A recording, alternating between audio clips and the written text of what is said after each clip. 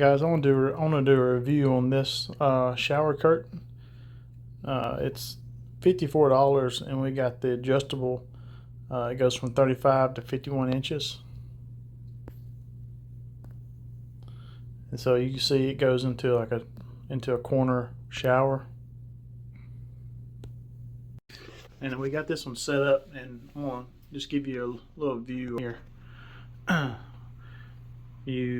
When it comes with a little piece of tube of paste, almost like a caulk, it feels rubbery, and so you glue this one on. It comes with a little arrow pointing up to indicate you want that arrow going up, because it's got two set screws here, one in the back and one on the bottom, and those are critical. This one over here, we also glued it in,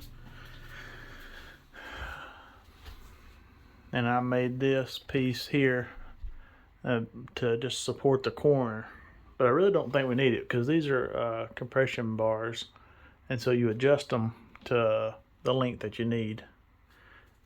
It's kind of hard to tell with that light in the way, but they just slide into this corner, this little bent piece of tube for your corner.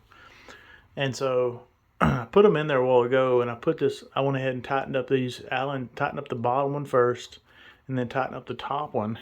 And there is no weight on this ring. You can see like the bottom, it's all self-supported.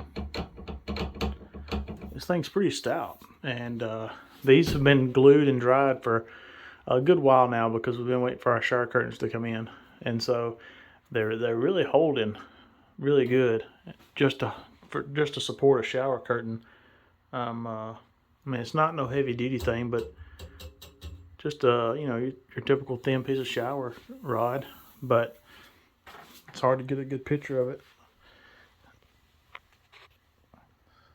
But I'm really impressed with it for 50 bucks. So maybe check it out, guys.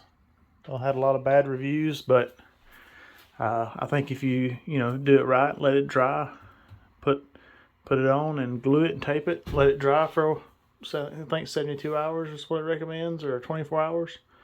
I think you'll be fine just for a shower curtain. So